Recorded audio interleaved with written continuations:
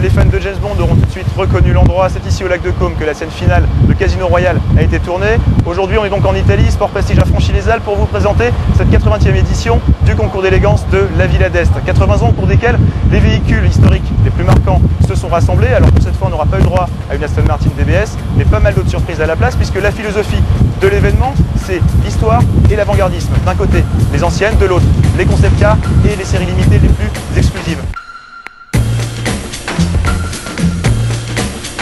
En deux mots donc de l'histoire et des idées, du chrome à foison, des effluves de carburant au plomb et un cadre à la hauteur de l'événement. La Villa d'Este, c'est avant tout un cadre empreint d'histoire où le haut du panier automobile, toute génération confondue, se retrouve tous les ans le dernier week-end d'avril. La modestie serait-elle le nouveau luxe, s'interrogent certains. Modestie certainement pas, retenue et nonchalance peut-être. Ça coule de source sur le lac de Caume, l'élitisme semble naturel. Un sacré rassemblement en tout cas qu'il serait réducteur d'associer à une simple fête entre amis. La Villa d'Este, c'est aussi une bataille rangée à qui sera la plus belle et accessoirement l'occasion de se retrouver pour quelques anniversaires.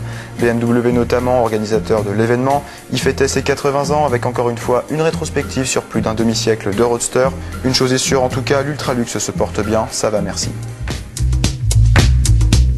On parlait d'idées justement, on gardera une mention spéciale pour celle de Pininfarina qui nous signe une colossale Rolls-Royce Hyperion développée sur base de cabriolet Drophead.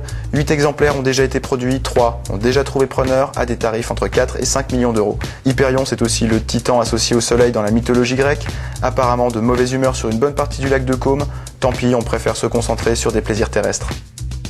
Entre tradition et avant-gardisme, la Hyperion a choisi les deux, une carrosserie réalisée en carbone qui affiche des éléments d'inspiration nautique comme les inserts en tech. En même temps, la ligne générale reprend le style Streamline des années 30. On est très loin de la Mantide, en tout cas, dernière provocation signée Berton, développée sur base de Corvette ZR1, dont la présence est pour le moins surprenante. Dans un registre moins provoquant mais tout aussi spectaculaire, la 177, dernière supercar Aston Martin, se dévoilait enfin dans sa version définitive en chair et en os, ou plutôt en carbone et en aluminium. On découvre un habitacle dans l'esprit le plus complet de la marque anglaise, du sport et un raffinement poussé à l'extrême. Extrême comme ces vocalises qui auront résonné pour la première et dernière fois, du moins pour bon nombre d'entre nous, puisque seuls 77 exemplaires seront produits. Idée numéro 3, juste en face de l'anglaise, on redécouvre une américaine née de père danois, j'ai nommé la Fisker Karma Roadster hybride, qui inaugure la voie des énergies alternatives chez les supercars. So Henrik Fisker, good morning. Could you just tell us a few words about Fisker Karma, which is right here? Well, the idea about the Fisker Karma is really that we wanted to create a luxury car that's environmentally correct. So this car is actually more fuel efficient than a Toyota Prius. Yeah, and the idea is really that in the future we should still be able to fall in love with cars, beautiful cars, drive fast cars. So this car has 400 horsepower, but it's driven by electric motors, 2 electric motors, and it can go 200 kilometers an hour and 0 to 100 in 6 seconds. But the first 80 kilometers you drive every day is pure electric.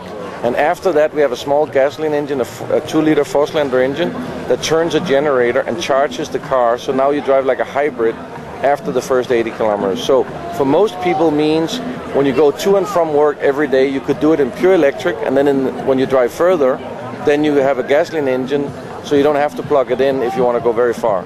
Okay, and first deliveries are planned to?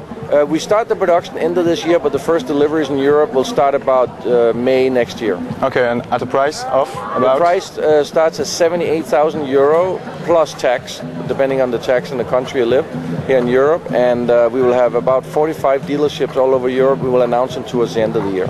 Okay, and do you expect to sell it in France? Yes, of course. We're already talking to several dealer groups in France. We expect to sell in all over the world 15,000 cars. Of course, the 4-door is the first one that comes out, and the 2-door first in 2011.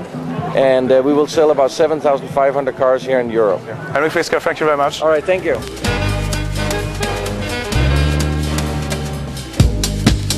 Idée numéro 4, prendre un parapluie et remonter nos montres sur les traces de cette recherche de l'efficacité. Immuable recherche ou quand le fonctionnel intervient directement sur le beau. Illustration sensible cette année avec des représentantes du Streamline. En veux-tu? En voilà. Le Streamline, c'est avant tout une école qui marque les débuts des recherches en aérodynamique, facilement identifiable par des lignes molto fluido et surtout più basso. Fluide et élancé donc, vous aurez compris. Et cette année, la Villa d'Este en aura accueilli pas mal de représentantes largement plébiscitées, par le jury des grands électeurs. Coupe d'or, prix du jury, prix du public et premier prix de sa catégorie voiture couverte d'avant-guerre. La plus titrée de cette édition 2009, c'est l'Alfa Romeo 8C de 1938, carrossé par Touring, tout juste revenu des États-Unis sur la terre de ses ancêtres. Après tout, Milan, ce n'est qu'à 50 km du lac de Côme.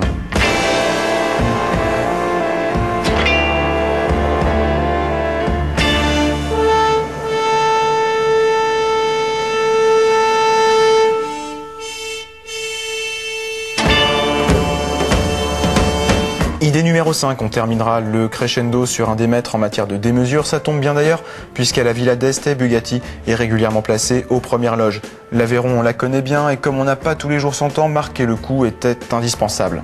Touché aux 16 cylindres de 1001 chevaux relèverait du crime de lèse-majesté. Bugatti a donc préféré nous ressortir une énième édition limitée de sa supercar, uniquement basée sur des changements esthétiques. 4 exemplaires, pas un de plus, en guise d'hommage à 4 pilotes Bugatti des années 30, 4 nationalités, donc 4 couleurs différentes, conformément aux réglementations de course de l'époque. 1,6 million d'euros pièce, naturel nous disions. Idée numéro 6, à regret, vous dire au revoir pour ce concours d'élégance de la Villa d'Este et vous donner rendez-vous à très bientôt en restant connecté sur Sport Prestige, cela va de soi.